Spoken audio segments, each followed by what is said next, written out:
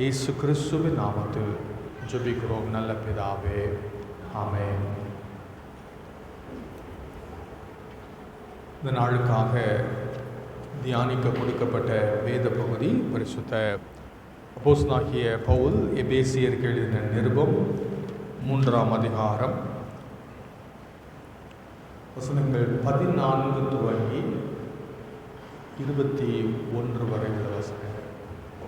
எபேசியர் 3ஆம் அதிகாரம் வசனங்கள் 14 துவங்கி 21 வரை உள்ள வசனங்கள்.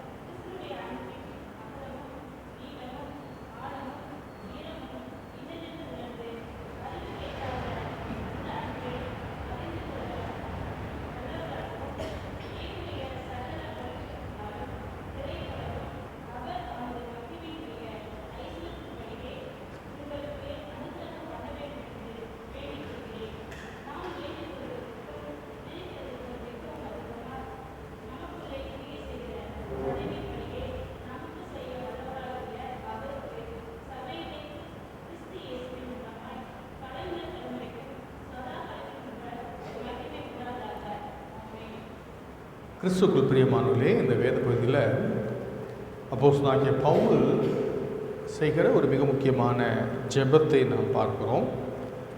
இந்த ஜெபத்தை அவர் பிதாவை நோக்கி ஏறெடுக்கிறார். பிதாவை பற்றி இந்த ஜெபத்தில் அவர் சொல்கிற ஒரு முக்கியமான காரியம், முழு குடும்பத்திற்கும் அவர் தகப்பன். என்ன முழு குடும்பம் அப்படின்னா, பாதி குடும்பம் பூமியில் இருக்குது, மிச்ச பாதி குடும்பம் வானத்தில் இருக்குது. ஏன்னா மரித்த பரிசுத்தவான்கள்லாம் எங்கே இருக்கிறாங்க? ஆண்டவர்கிட்ட இருக்கிறாங்க. பூமியில் ஆண்டவருடைய பிள்ளைங்க இருக்கிறாங்க. இது பாதி தான், பாதி சபை பரலோகத்தில் இருக்குது. ஆகையால் இந்த முழு குடும்பத்திற்கும் பிதாவை நோக்கி அவர் முழங்கால் படியிட்டு ஜெபிக்கிறார். இந்த பிதாவை பற்றி இன்னும் இந்த பகுதியில் அவர் சொல்லுகிற ஒரு காரியம் என்னவென்றால், நம்ம ஜெபிக்கிற பிதா எப்படிப்பட்டவர், அவரால் என்ன செய்ய முடியும் என்பதை நாம் அறிந்து ஜெபிப்பது நல்லது.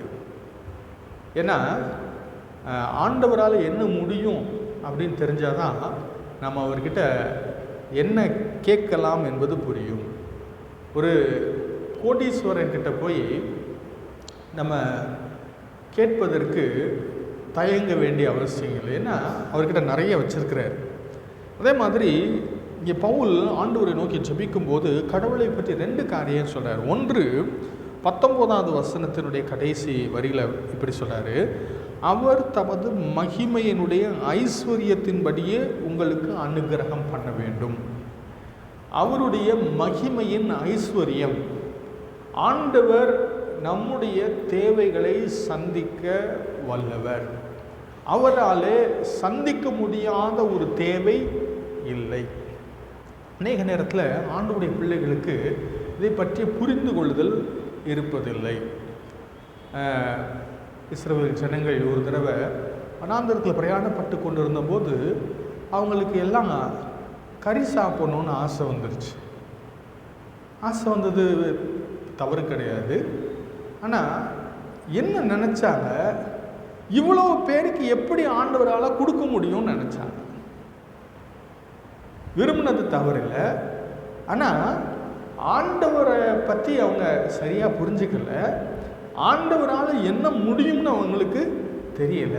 அதனால மோசைக்கிட்ட போய் முறுமுறுக்கிறாங்க. என்ன சொல்கிறாங்க, நாங்கள் எகிப்தில் மீன் சாப்பிட்டோம், அங்கே வெள்ளரிக்காய் சாப்பிட்டோம், வெங்காயம் சாப்பிட்டோம், இங்கே ஒன்றுமே கிடைக்கல, எங்களுக்கு கறி வேணும் அப்படின்னு கேட்டாங்க. கறி வேணும் கேட்கல, முறுமுறுக்கிறாங்க, கிடைக்கலையே அப்படின்னு. ஏன்னா அவங்களே முடிவு பண்ணிட்டாங்க ஆண்டவரால் கொடுக்க முடியாது. 6 லட்சம் புருஷர், அவங்க மனைவி பிள்ளைங்க, இவ்வளோ பேத்துக்கு இருக்கிற எல்லா ஆட்டு மாட்டையும் அடித்து போட்டாலும் பத்தாது அப்படின்னு அவங்களே முடிவு பண்ணிட்டாங்க. அவங்களுடைய தேவைகளை ஆண்டவர் அவங்க கிட்ட இருக்கிறத வச்சு சந்திக்கிறது இல்லை.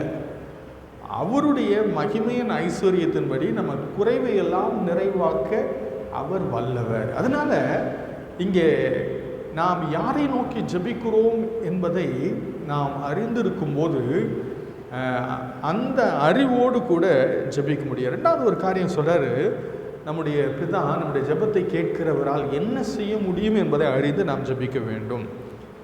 20ஆம் வசனத்தை சொல்றாரு, நாம் வேண்டிக் கொள்ளுகிறதற்கும் நினைக்கிறதற்கும் மிகவும் அதிகமாய் நமக்குள்ளே கிரியை செய்கிற வல்லமையின்படியே நமக்கு செய்ய வல்லவராகி அவருக்கு.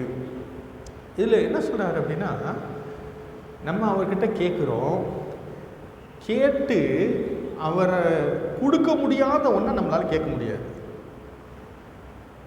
நம்ம கேட்கறதற்கு நம்முடைய கற்பனைக்கு அப்பாற்பட்ட விதத்தில் அவரால் நமக்கு கொடுக்க முடியும். ஆகையினால எல்லா மனிதர்களுடைய எல்லா தேவைகளையும் சந்திப்பதற்கு அவர் போதுமானவர். இவங்க ஒரு நாள் கறி கேட்கறதுக்கு யோசிச்சாங்க, ஏன்னா கொடுக்க முடியாதுன்னு நினைச்சாங்க. ஆனால் ஆண்டவர் என்ன சொன்னார் தெரியுமா, இன்னையிலிருந்து 1 மாதத்துக்கு டெய்லி நீங்கள் என்ன தான் சாப்பிட போகிறீங்க, நான்வெஜ் தான், கறி தான். இவங்க நினச்சாங்க ஒரு நாளைக்கு கொடுக்க முடியுமா அப்படின்னு அவங்களுக்கு சந்தேகமாக இருந்தது. அவங்களால கற்பனை பண்ண முடியாத விதத்தில் கர்த்தர் கிரியை செய்ய வல்லவர்.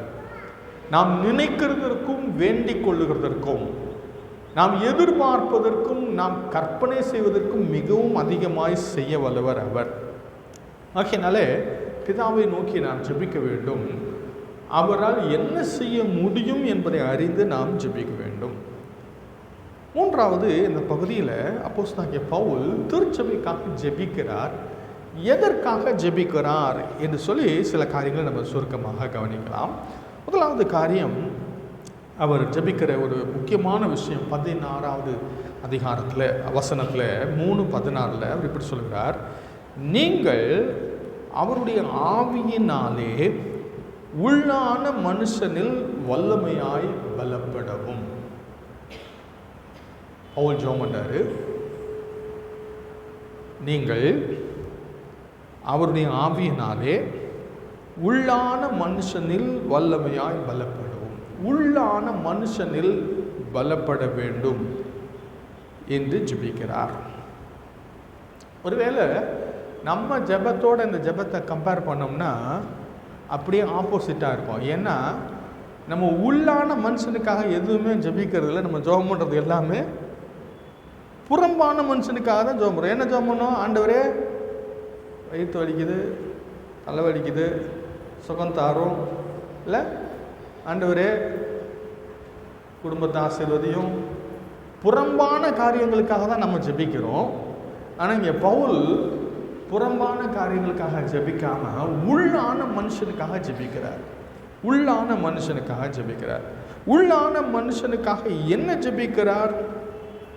உள்ளான மனுஷன் பலப்பட வேண்டும் என்று ஜெபிக்கிறார். ஏன் அப்படி ஜெபிக்கிறார் தெரியுமா? முதல் காரியம், பிரச்சனைகளை நாம் எதிர்கொள்ள வேண்டுமானால் உள்ளான மனிதனிலே ஒரு பலன் தேவை. உள்ளான மனிதனில் ஒரு பலன் இருக்கும்போது எந்த பிரச்சனைகளையும் நாம் எதிர்கொள்ள முடியும். நீதிமொழிகள் புத்தகத்தில் 18ஆம் அதிகாரம் 14வது வசனத்தை ஒரு வாசிங்க.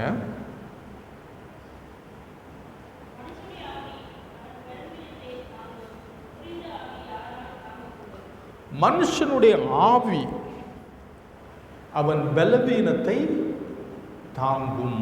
முறிந்த ஆவியை யாரால் தாங்கக்கூடும்? என்ன அர்த்தம் தெரியுமா அந்த வசனத்துக்கு? ஒரு மனுஷன் உள்ளான மனுஷன்ல ஸ்ட்ராங்காக இருந்தான்னா எந்த பிரச்சனையும் என்ன பண்ணலாம்? ஃபேஸ் பண்ணலாம். ஆனால் மனசு உடஞ்சி போயிட்டான்னு வச்சுக்கோங்களேன், சின்ன பிரச்சனை வந்தால் கூட அவங்களால ஒன்றும் செய்ய முடியாது. ரொம்ப துவண்டு போய் விடுவார்கள். ஆகையினாலே அப்போஸ்தலனாகிய பவுல் அதனால தான் ஜெபம் பண்ணாரு, ஆண்டவரே உள்ளான மனுஷனில் பலப்பட வேண்டும். பிரச்சனைகளை எதிர்கொள்ளும் போது ஒரு பலன் தேவை. பாவத்திற்கான சோதனை வரும் பொழுது உள்ளான மனிதனில் பலன் இருக்கும்போது எதிர்த்து நிற்கிறது. ஒரு தம்பி என்கிட்ட அடிக்கடி ஃபோனில் பேசுவாப்ல. பேசும்போது தான் அந்த தம்பி சொல்கிற ஒரு விஷயம் என்னென்னா, ஐயா நான் செய்யக்கூடாதுன்னு நினைக்கிறேன், ஆனால் செஞ்சிடறேன். இது செய்யக்கூடாதுன்னு நினைக்கிறேன், ஆனால் என்னால் முடியல, செஞ்சிடறேன். என்ன செய்யலாம்? இதுக்கு ஒரு நாள் சொல்யூஷன் கிடையாது. இதுக்கு ஒரு பெரிய ப்ராசஸ் சொல்யூஷன். பலன் இல்லையே, என்ன செய்கிறது? ஒவ்வொரு நாளும் நல்லா சாப்பிட்டு நல்ல உடற்பயிற்சி செய்யும்போது நாம் பலன் அடைவோம். அதே மாதிரி ஒவ்வொரு நாளும் வேதத்தை வாசித்து ஜெபிக்க ஜெபிக்க ஜெபிக்க நாம் உள்ளான மனுஷனில் பலப்படும் போது சோதனைகளை மேற்கொள்ள முடியும். பல முறை நம்ம விழுந்திருக்கலாம், ஆனால் நம்ம ஆவியில் பலனடைய சோதனைகளை மேற்கொள்ள முடியும். ஆனால் பிசாசு என்ன சொல்லிடுவோம் தெரியுமா? அதெல்லாம் முடியவே முடியாது, ஒன்னால் மேற்கொள்ளவே முடியாது, நீ அவ்வளோதான் அப்படின்னு சொல்லிடுவோம். ஆனால் நம்ம அதை நம்ப வேண்டிய அவசியம் இல்லை. பிள்ளை நடக்க ஆரம்பித்த புதுதில் அது விழுந்துச்சு. ஆனால் வயது ஆக ஆக விழாமல் அதால் நடக்க முடியும். அதே போல் கர்த்தரும் உள்ளான மனுஷனில் நம்மை பலப்படுத்துகிறார். சோர்ந்து போகிறோம். நிறைய நேரத்தில் பிரச்சனைகள் கஷ்டங்களை நாம் சந்திக்கும் போது என்ன வாழ்க்கை, சும்மா எப்போ பார்த்தாலும் பலவீனம், எப்போ பார்த்தாலும் பிரச்சனை, எப்போ பார்த்தாலும் சண்டை, எப்போ பார்த்தாலும் பற்றாக்குறை, தேவை, பல விஷயங்கள் திரும்ப திரும்ப வந்தோன்னே நம்ம என்ன செஞ்சிடறோம்? சோர்ந்து போய் விடுகிறோம். ஏன் சோர்ந்து போகிறோம்? உள்ளான மனிதனில் பலன் இல்லை. அப்போ ஆண்டவர் என்ன எதிர்பார்க்கிறார்? உள்ளான மனுஷனில் நாம் பலன் அடைய வேண்டும். ஏன் இது ரொம்ப முக்கியம்? முதல்ல நம்ம பார்த்தோம், பிரச்சனைகளை மேற்கொள்றதுக்கு முக்கியம். ரெண்டாவது, மற்றவருக்கு நான் உதவி செய்ய வேண்டுமானால் எனக்கு உள்ளான மனுஷனில் எனக்கு பலன் தேவை. தேவன் என்னை மற்றவர்களுக்கு ஆசீர்வாதமாக பயன்படுத்த வேண்டுமானால் உள்ளான மனிதனில் எனக்கு பலன் தேவை.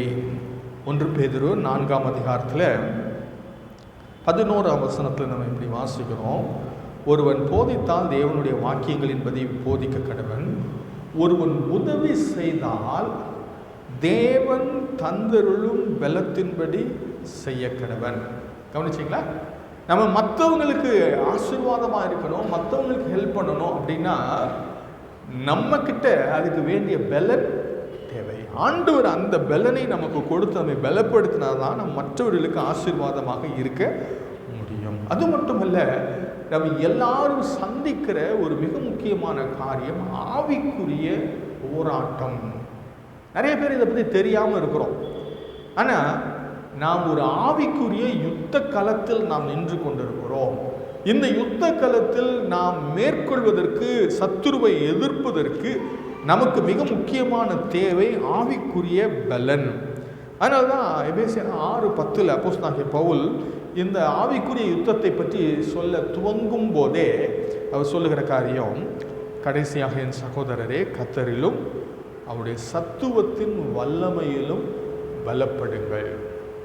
இந்த பலன் ஆவிக்குரிய யுத்தத்தில் நாம் வெற்றி பெறுவதற்கு நமக்கு மிக முக்கியமான தேவை.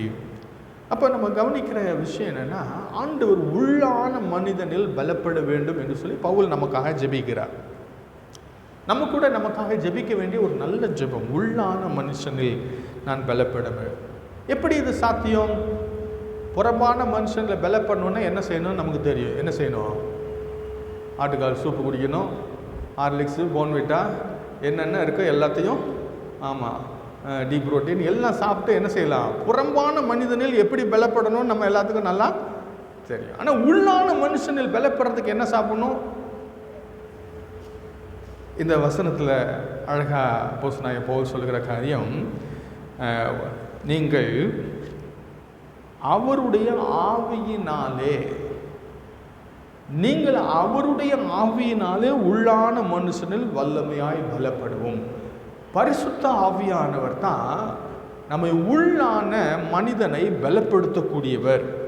ஆகினாலே கடவுள் நம்மை பலப்படுத்தும்படியாக அவர் பரிசுத்த ஆவியானவரை கொடுத்திருக்கிறார். அது அப்போஸ்தலர் நடவடிக்கைகள் 1ஆம் அதிகாரம் 8ஆம் வசனத்தில் வாசிக்கிறோம். திருச்சபைக்கு ஆண்டவர் கொடுத்த ஆசீர்வாத வாக்குத்தத்தம் பரிசுத்த ஆவியானவர். பரிசுத்த ஆவியானவர் உங்களிடத்தில் வரும்போது நீங்கள் பலன் அடைந்து நம்ம வாழ்க்கையில் ஆண்டவருக்காக வாழ்வதற்கு, ஆண்டவருக்காக செயல்படுவதற்கு, ஆண்டவரை பிரியப்படுத்துவதற்கு, ஆண்டவருடைய நாம மகிமைக்காக நாம் செயல்படுவதற்கு பரிசுத்த ஆவியானவருடைய பலன் நமக்கு மிக மிக முக்கியமான தேவை. ஆகையினால இந்த பரிசுத்த ஆவியானவர் நம்மை பலப்படுத்துகிறார், நம்மை ஆண்டவருக்காக வாழ்வதற்கு நம்மை திடப்படுத்துகிறார். 2 கொரிந்தியர் 4ஆம் அதிகாரத்தில் அப்போஸ்தலனாகிய பவுல் சொல்லுகிற ஒரு காரியத்தை நம்ம வாசிக்கிறோம். 2 கொரிந்தியர் 4ஆம் அதிகாரம் 16வது வசனம்.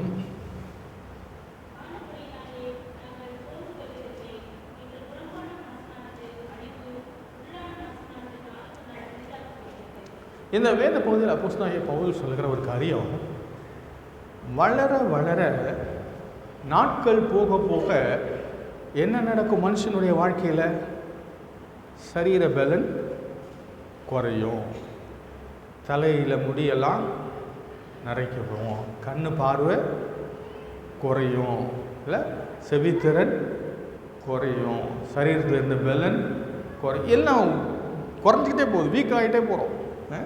அதான் சொல்கிறாரு, நாளுக்கு நாள் எங்கள் புறம்பான மனுஷன் அழிந்தும் உள்ளான மனுஷனானது நாளுக்கு நாள் புதிதாக்கப்படுகிறது. இந்த சரீரம் வயது அடைய அடைய வீக்காகலாம், பலவீனமாகலாம். ஆனால் உள்ளான மனுஷன் நாளுக்கு நாள் புதிதாக்கப்படுகிறான், பலனடைகிறான். ஆகையினால் நாங்கள் சோர்ந்து போகிறதில்லை. கிறிஸ்துவுக்கு பிரியமானவர்களே, நிறைய நேரத்தில் நம்ம வாழ்க்கையில் சோர்வு வருகிறது. ஏன் சோர்வு வருது அப்படின்னா, நம்ம உள்ளான மனிதனில் வீக்காக இருக்கிறோன்னு அர்த்தம். உள்ளான மனிதனில் நமக்கு பலன் இல்லை என்று பொருள். ஆகையினாலே ஆண்டவர் இந்த உள்ளான மனிதனை பலப்படுத்த விரும்புகிறார். தேவ பலனை நமக்கு கொடுக்க விரும்புகிறார். பழைய ஏற்பாட்டில் இதை நம்ம வாசிக்கிறோம். ஏசாயா 40ஆம் அதிகாரத்தில் நம்ம எல்லாருக்கும் தெரிந்த வசனம் 28லிருந்து 31 வரை உள்ள வசனங்களை வாசிக்கலாம். ஏசாயா 40ஆம் அதிகாரம் 28லிருந்து 31 வரை.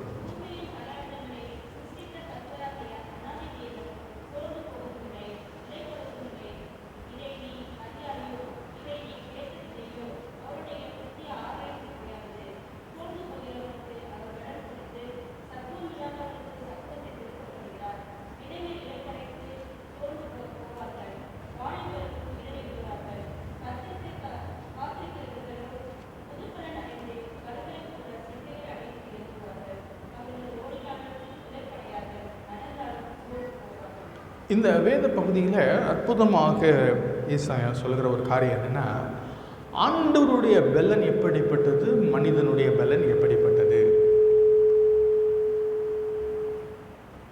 ஆண்டவர் மனுஷனுடைய பலன் எப்படிப்பட்டது, அவனுடைய வாழ்வினுடைய பலத்தின் உச்ச நிலையில் இருக்கிற பருவம் வாலிபம். ஆனால் 30வது வசனத்தில் சொல்கிறாரு, இளைஞர் இளைப்படைந்து சோர்ந்து போவார்கள், வாலிபரும் இடறி விழுவார்கள். ஒருவேளை இந்த வாலிப பிராயத்தில் கூட சோர்வு பலவீனம் வருவதற்கு வாய்ப்பு உண்டு. ஆனால் தேவ பலன் எப்படிப்பட்டது?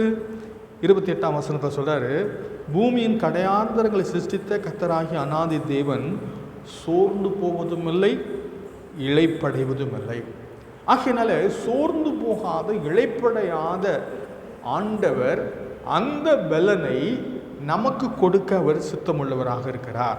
அதனால தான் அவர் சொல்கிறார், கர்த்தருக்கு காத்திருக்கிறவர்களோ புது பலன் அடைந்து கழுகுகளைப் போல செட்டைகளை அடித்து எழும்புவார்கள், அவர்கள் ஓடினாலும் இளைப்படையார்கள், நடந்தாலும் சோர்ந்து போகார்கள். ஏங்க? தேவ பலனை இவங்க பெற்றுக்கொண்டதுனால இவங்க சோர்ந்து போகிறதில்லை, இவர்கள் இளைப்படைவதில்லை. ஆகையினால கிறிஸ்துவுக்குள் பிரியமானவர்களே, ஒவ்வொரு நாளும் உள்ளான மனுஷனில் நாம் வல்லமையாய் பலப்பட தேவ சமூகத்தில் இருக்க வேண்டும், தேவனுடைய வார்த்தையை தியானிக்க வேண்டும், பரிசுத்த ஆவியானவரால் நாம் பலனடைய வேண்டும் என்று சொல்லி அப்போஸ்தலனாகிய பவுல் நமக்காக ஜெபிக்கிறார். இரண்டாவது காரியம் அவர் ஜெபிக்கிறார். எபேசியர் 3ஆம் அதிகாரத்தில் இரண்டாவது ஒரு காரியத்திற்காக அவர் ஜெபிக்கிறார். 17ஆம் வசனம், விசுவாசத்தினாலே கிறிஸ்து உங்கள் இருதயங்களில் வாசமாய் இருக்கவும். விசுவாசத்தினாலே கிறிஸ்து உங்கள் இருதயங்களில் வாசமாய் இருக்கவும். முதலாவது ஜெபம் பண்றாரு, உள்ளான மனுஷனில் பலப்பட வேண்டும். இரண்டாவது ஜெபம் பண்றாரு, கிறிஸ்து உங்கள் இருதயங்களில் குடிகொண்டு இருக்க வேண்டும், தங்கி இருக்க வேண்டும். நாம் இயேசு கிறிஸ்துவில் விசுவாசம் வைக்கும்போது என்ன நடக்குதுன்னு நமக்கு தெரியும். இயேசு கிறிஸ்துவை நம்ம வாழ்க்கையில் இரட்சகராக அறிந்து கொள்ளும் போது இயேசு கிறிஸ்து நம் உள்ளத்தில் வந்து தங்கி வாசம் பண்ணுகிறார். இதோ வாசற்படி நின்று கதவை தட்டுகிறேன், ஒருவன் சத்தத்தை கேட்டு கதவை திறந்தால் உள்ளே பிரவேசித்து அவனோடு கூட போஜனம் பண்ணுவேன்னு சொன்னார். ஆனால் எப்போ இந்த இயேசு கிறிஸ்து கெஸ்டாக இல்லாமல் நம்மோடு கூட வசிக்கிறவராக மாறுகிறார் என்று நாம் வேதத்தை கவனிப்போமானால், நாம் யோவான் எழுதின நற்செய்தி நூல், யோவான் நற்செய்தி நூல் 14ஆம் அதிகாரத்தில் 23வது வசனத்தை வாசிக்கலாம். யோவான் 14:23.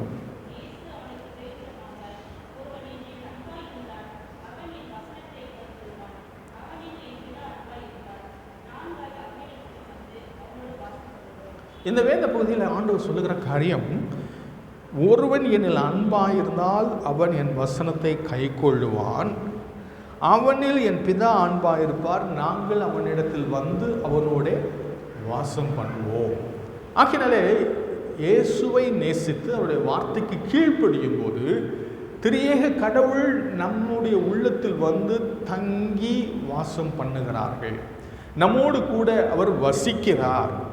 ஆகையினாலே இங்கே வாசம் பண்ணுதல் என்ற வார்த்தைக்கு எபேசியர் 3ஆம் அதிகாரம் 17ஆம் வசனத்தில் என்ன சொல்லப்பட்டிருக்கிறது அப்படின்னா, இயேசு கிறிஸ்து வந்து நம்ம கூட தங்கி இருப்பதற்கு ஏற்ற ஒரு சூழ்நிலை உருவாக்குவது. To feel at home. இயேசு கிறிஸ்து வந்து நம்மோடு கூட இருப்பதற்கு எந்த விதமான தடையும் மனக்கஷ்டமும் இல்லாத ஒரு நிலையை உருவாக்குதல். எப்படி அப்படின்னா, அவருடைய வார்த்தைக்கு கீழ்ப்படிய நம்மை அர்ப்பணிக்கும் போது, நம்முடைய வாழ்க்கையில் உள்ள அவருக்கு பிரியமில்லாத காரியங்களை நம்ம விட்டு எடுத்து போடும்போது, இயேசு கிறிஸ்து வந்து நம்முடைய உள்ளத்தில் தங்கி வாசம் பண்ணுகிறதற்கு நாம் இடம் கொடுக்கிறவர்களாக இருப்போம். இயேசு கிறிஸ்து நம்முடைய உள்ளத்திற்கு வந்து நம்முடைய உள்ளத்திலே அவர் தங்கி இருந்து அதை அவருடைய வீடாக்கி கொள்வதற்கு நாம் நம்முடைய வாழ்க்கையை அர்ப்பணிக்க வேண்டும். இயேசு கிறிஸ்துவுக்கு உகந்த வாழ்க்கை வாழ்வதற்கு நம்மை அர்ப்பணிக்கும் போது இயேசு கிறிஸ்து நம்முடைய உள்ளத்தில் தொடர்ந்து தங்கி இருக்கிறார். வேத புத்தகத்தில் பல காரியங்கள் நம்ம வாசிக்கிறோம். சங்கீதம் 15ஆம் சங்கீதத்தை ஒரு வாசிக்கலாம்.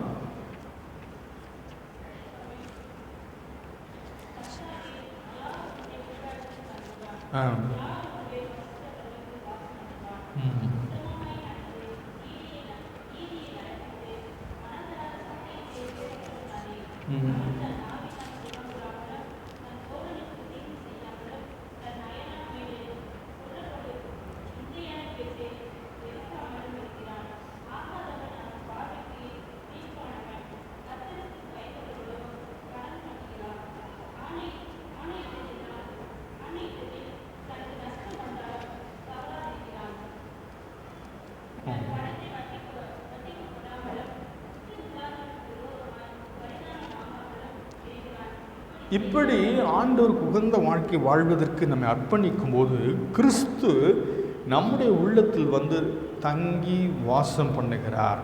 ஆகையினால கிறிஸ்து நம்முடைய உள்ளத்தில் வந்து தங்கி இருக்க வேண்டும், வாசம் பண்ண வேண்டும் என்று அப்போஸ்தலனாகிய பவுல் நமக்காக ஜெபிக்கிறார். ஏசாயா 57ஆம் அதிகாரம் 15ஆம் வசனம். ஏசாயா 57:15.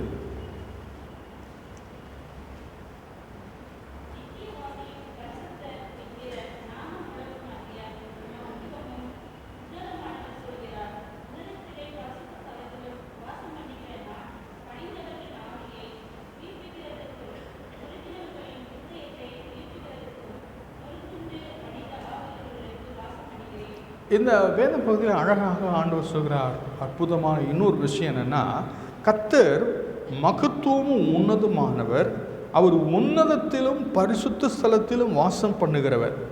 ஆனால் அப்படிப்பட்ட ஆண்டவர் என்ன செய்கிறார்? பணிந்தவர்களின் ஆவியை உயிர்ப்பிக்கிறதற்கும் நொறுங்கினவர்களின் இருதயத்தை உயிர்ப்பிக்கிறதற்கும் நொறுங்குண்டு பணிந்த ஆவியுள்ளவர்களிடத்திலும் வாசம் பண்ணுகிறேன். ஆண்டவர் பரலோகத்தில் மாத்திரமல்ல, தேவனுடைய பாதத்தில் நம்முடைய தவறை உணர்ந்து ஒத்துக்கொண்டு நொறுங்குண்ட இருதயத்தோடு தாழ்மையோடு இருக்கிறவருடைய உள்ளத்திலையும் அவர் வாசம் பண்ணுவதற்கு அவர் இறங்கி வருகிறவர் என்பதை நாம் இங்கே வாசிக்கிறோம். ஆகையினாலே இப்படிப்பட்ட ஒரு மாற்றத்தை ஆண்டவர் நமக்குள்ளாக கொடுத்து கிறிஸ்து நம்முடைய உள்ளங்களில் வாசம் பண்ணுவதற்கு அப்போஸ்தலனாகிய பவுல் ஜெபிக்கிறார். மூன்றாவது காரியம், எபேசியர் 3ஆம் அதிகாரத்தில் 17ஆம் வசனத்துடைய பிந்தின பகுதியிலிருந்து நம்ம கவனிக்கலாம். நீங்கள் அன்பிலே வேரூன்றி நிலை பெற்றவர்களாகி சகல பரிசுத்தவான்களோடும் கூட கிறிஸ்துவனுடைய அன்பின் அகலமும் நீளமும் ஆழம் உயரமும் என்னதென்று உணர்ந்து அறிவு கேட்டாத அந்த அன்பை அறிந்து கொள்ள வல்லவர்களாகவும். நமக்காக அடுத்தபடியாக அப்போஸ்தலனாகிய பவுல் ஜெபிக்கிற ஒரு காரியம் என்னவென்றால், நாம் சில காரியத்தை புரிந்து கொள்ள வேண்டும், அனுபவிக்க வேண்டும் என்று சொல்லுகிறார். அறிவுக்கு எட்டாத, மனித அறிவுக்கு எட்டாத தேவனுடைய அன்பை நாம் அறிந்து கொள்ள வேண்டும் என்று சொல்லுகிறார். அதுதான் அறிய முடியாதுன்னு சொல்லிட்டாரு. மனித அறிவுக்கு எட்டாததுன்னு சொல்லிட்டாரு. அதை எப்படிங்க அறிஞ்சிக்க முடியும் அப்படின்னா, அதை அனுபவிக்க முடியும். இந்த தேவனுடைய அன்பை நாம் அனுபவிக்க வேண்டும் என்று சொல்கிறார். அனுபவிக்க நாம் வல்லவர்களாக வேண்டும் என்று சொல்லி நமக்காக ஜெபிக்கிறார். ஏனென்றால் கிறிஸ்தவ வாழ்க்கையினுடைய அடிப்படையே, அஸ்திபாரமே தேவனுடைய அன்பை நாம் ருசிப்பது தான். தேவனுடைய அன்பை நாம் ருசிக்கும் போது தான் கிறிஸ்தவ வாழ்வு வாழ நம்மால் முடியும். ஒரு மரம் வளர்றதுக்கு தரை வேணும், மண் வேணும். அந்த மண்ணு தான் அந்த மரம் இருப்பதற்கும் சத்து, மரத்திற்கு வேண்டிய சத்தை பெற்றுக்கொள்வதற்கும் நல்ல மண் தேவை. அதே போல கிறிஸ்தவ வாழ்வுக்கு தேவை கிறிஸ்துவனுடைய அன்பை அறிகிற ஒரு அனுபவம் தேவை. அதனால தான் அவர் சொல்றாரு, நீங்கள் அன்பிலே வேரூன்றி நிலை பெற்றவர்கள் ஆகி. தேவனுடைய அன்பை, கிறிஸ்துவனுடைய அன்பை நான் அறிந்து கொள்ள வேண்டும், நான் அனுபவிக்க வேண்டும். கிறிஸ்துவனுடைய அன்பை நான் அனுபவிக்க தான் கிறிஸ்துவுக்காக என்னால் வாழ முடியும். கிறிஸ்துவனுடைய அன்பை என்னால் காண்பிக்க முடியும். ஆகையினாலே கிறிஸ்துவனுடைய அன்பு இருக்கிறது. ஆனால் அந்த அன்பை மூளை அறிவினால் புரிந்து கொள்ள முடியாது. இந்த அன்பை பற்றிய ஒரு வெளிப்பாடு எனக்கு தேவை. இந்த அன்பை நான் அறிந்து கொள்ள வேண்டும், இந்த அன்பை நான் அனுபவிக்க வேண்டும். கிறிஸ்துவுக்கு பிரியமானவர்களே, நிறைய நேரத்தில் வீட்டில் இருக்கிற பிரச்சனை கூட இதுதான். அப்பா அம்மா பிள்ளைங்களை ரொம்ப அதிகமாக நேசிப்பாங்க. ஆனால் பிள்ளைங்க நேசிப்பாங்களா? நேசிக்க மாட்டாங்க. ஏன்? அப்பா அம்மா நேசிக்கலையா? நேசிக்கிறாங்க. ஆனால் பெற்றோருடைய அன்பை பிள்ளைகள் சரியாக நிறைய நேரத்தில் புரிந்து கொள்வதில்லை. அப்பா என்ன செய்வார், என் பையன் நல்லா படிக்கணும், அவன் டியூஷனுக்கு போகணும் அப்படின்னு பைக் வாங்கி கொடுப்பாரு. இந்த பையன் என்ன செய்வான், பைக் எடுத்து ஊரே சுற்றிட்டு இருப்பான், டியூஷனுக்கு மாத்திரம் போக மாட்டான். என்ன காரணம்? அப்பாவுடைய அன்பை புரிந்து கொள்ளவில்லை. அப்பா அம்மா என்ன நினைக்கிறாங்க, என் பிள்ளை கலெக்டர் ஆகணும், டாக்டர் ஆகணும். பிள்ளைங்க அதை என்ன நினைக்கிறாங்க, புரிந்து கொள்கிறாங்களா? இவங்க என்ன ரொம்ப டார்ச்சர் பண்ணுறாங்க, படின்னு டார்ச்சர் பண்ணுறாங்கன்னு நினைக்கிறாங்க பிள்ளைங்க. அதுக்கு காரணம் என்னென்னா, பெற்றோருடைய அன்பை பிள்ளைகள் புரிந்து கொள்ளவில்லை. நம்ம கிறிஸ்தவ வாழ்க்கையில் அப்படிதான். ஆண்டவருடைய அன்பை நாம் புரிந்து கொள்ளும் போது தான் கிறிஸ்துவுக்காக வாழ முடியும். கிறிஸ்தவ வாழ்வே கிறிஸ்துவின் மேல் உள்ள அன்பினால் வாழ வேண்டிய ஒரு வாழ்வு. கலாத்தியருக்கு எழுதின நிருபத்தில் அப்போஸ்தலனாகிய பவுல் சொல்கிற ஒரு மிக முக்கியமான காரியம், 2ஆம் அதிகாரம் 20ஆம் வசனம் பாருங்க. கலாத்தியர் 2:20,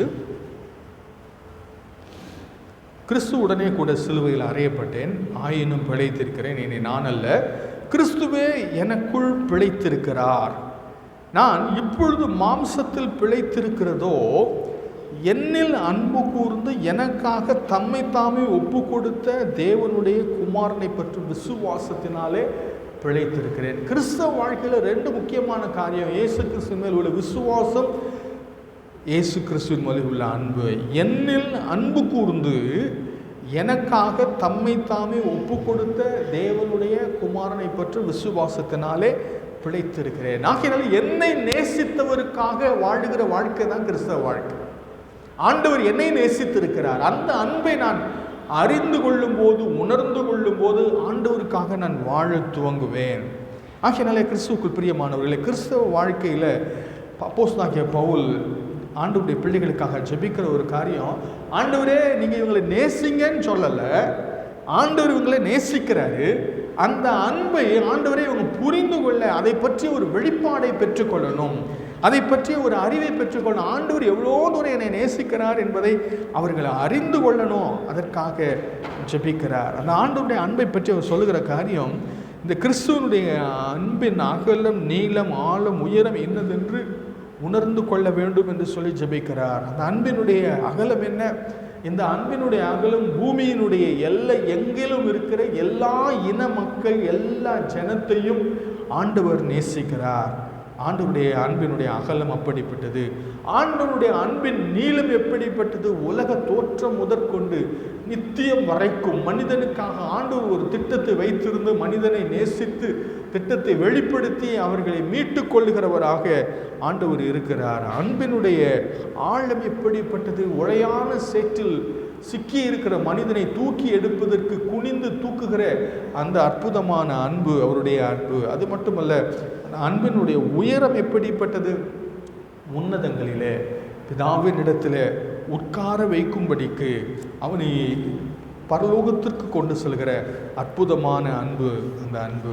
ஆகையினாலே கிறிஸ்துவுக்கு பிரியமானவர்களே, இந்த தேவனுடைய அன்பை பற்றிய ஒரு புரிதல், அன்பின் அனுபவம் நம் ஒவ்வொருவருக்கும் தேவை என்று சொல்லி அப்போஸ்தலனாகிய பவுல் நமக்காக ஜெபிக்கிறார். ஆண்டவருடைய அன்பை இன்னும் ஆழமாக, இன்னும் அதிகமாக அறிந்து கொள்ள நாம் வல்லவர்களாக மாற வேண்டும் என்று சொல்லி ஜெபிக்கிறார்.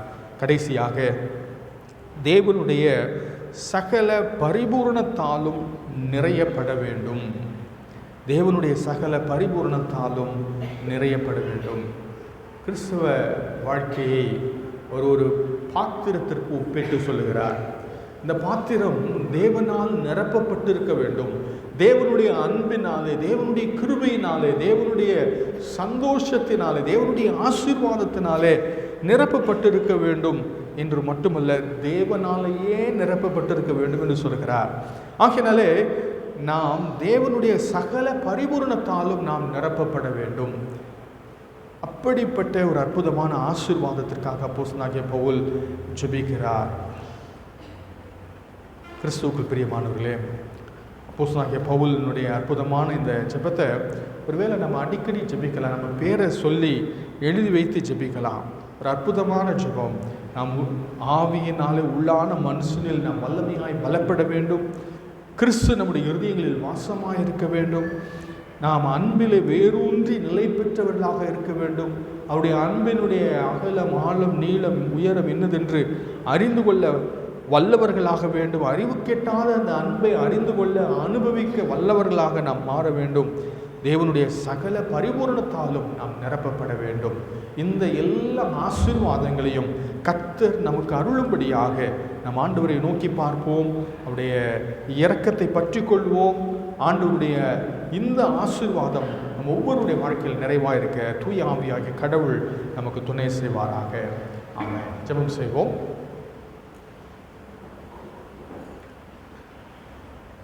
எங்களை அளவில்லாமல் நேசிக்கிற எங்கள் பரலோக தகப்பனே, கர்த்தாவே, எங்களுடைய வாழ்க்கையினுடைய தேவை என்னதென்பதை நாங்கள் அறிந்திருக்கிறோம். அநேக நேரங்களில் சின்ன சின்ன பிரச்சனைகள், பலவீனங்கள் வந்த உடனே நாங்கள் சோர்ந்து போய் விடுகிறோம், முடங்கி விடுகிறோம். ஆண்டவரே, கலங்கி போகிறோம் ராஜா. ஏனென்றால் எங்கள் வாழ்க்கையில் ஒரு பலன் இல்லை. ஆண்டவரே, எங்களுடைய உள்ளான மனுஷனில் நாங்கள் வல்லமையாய் பலப்படும்படியாக எல்லா பிரச்சனைகளையும், ஆண்டவரே, எல்லா பலவீனங்களையும், எல்லா சோதனைகளையும் மேற்கொள்ள வல்லவர்களாக இருக்கும்படியாக ஆண்டவரே, உள்ளான மனுஷனிலே நீர் எங்களை பலப்படுத்த வேண்டும் என்று நாங்கள் ஜெபிக்கிறோம் ராஜா. வாழ்க்கையில் நாங்கள் சந்திக்கிற போராட்டங்கள், பிரச்சனைகள் எதுவாக இருந்தாலும் அவைகள் எல்லாவற்றையும் மேற்கொள்ளுகிறதற்கு ஒரு விசேஷித்த கிருபையை, ஒரு விசேஷித்த பலனை கர்த்தாவே உடைய ஆவியினாலே நீர் எங்களுக்கு அருள வேண்டும் என்று நாங்கள் ஜெபிக்கிறோம் கர்த்தாவே. அது மாத்திரமல்ல, கிறிஸ்து எங்களுடைய உள்ளங்களிலே தங்கி இருக்க, வாசமாய் இருக்க, ஆண்டவரே, எங்களுடைய இருதயம் சுத்திகரிக்கப்பட, உங்க பிரியமில்லாத எல்லா காரியங்களும் எங்களை விட்டு அப்புறப்படுத்தப்பட்டு கிறிஸ்து எங்களுடைய உள்ளங்களிலே தங்கி இருக்க ஏற்ற ஒரு இடமாக அதை நீர் மாற்றும்படியாக நாங்கள் ஜெபிக்கிறோம். அது மாத்திரமல்ல கர்த்தாவே, உம்முடைய அன்பை குறித்த ஒரு புரிதலை, ஒரு வெளிப்பாட்டை எங்களுக்கு கட்டளையிடுங்க தகப்பனே.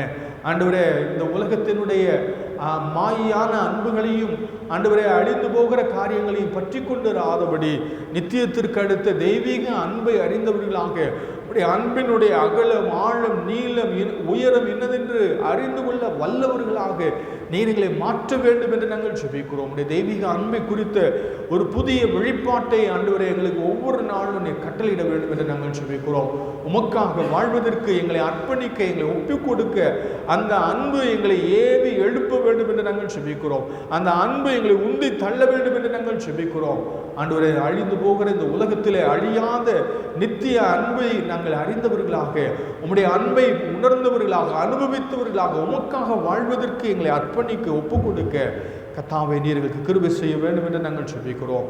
ஆண்டவரே, தேவனுடைய சகல பரிபூரணத்தாலும் நாங்கள் நிரப்பப்பட, ஆண்டவரே, உண்மையை நாங்கள் பிரதிபலிக்கிறவர்களாக, உண்மையை நாங்கள் வெளிப்படுத்துகிறவர்களாக, ஆண்டவரே, உம்முடைய சாயலை தரித்து கொண்டவர்களாக நாங்கள் செயல்பட, நாங்கள் வாழ்வதற்கு எங்களுக்கு கிருபை செய்ய வேண்டும் என்று நாங்கள் ஜெபிக்கிறோம். இந்த நாளில் உடைய பாதத்தில் வந்து ஆண்டவரே, இந்த அற்புதமான ஜெபத்தை பவுல் எங்களுக்காக ஏறெடுக்கிற இந்த ஜெபத்தை நாங்கள் கற்றுக்கொள்ளவும், இதே போல நாங்களும் எங்களுக்காக பாரப்பட்டு ஜெபிக்கவும் கர்த்தாவே உடைய ஜெப ஆவியினால் எங்களை நிறைத்து எங்களை ஆட்கொண்டு எங்களை வழிநடத்த வேண்டும் என்று நாங்கள் ஜெபிக்கிறோம். தயவுள்ள கரங்களை எங்களை அர்ப்பணிக்கிறோம். காத்து வழி நடத்துங்க. துதிகன மகிமை எல்லாவற்றுமே கேட்டெடுக்கிறோம். இயேசு கிறிஸ்துவின் நாமத்தில் ஜெபிக்கிறோம் நல்ல பிதாவே. ஆமென்.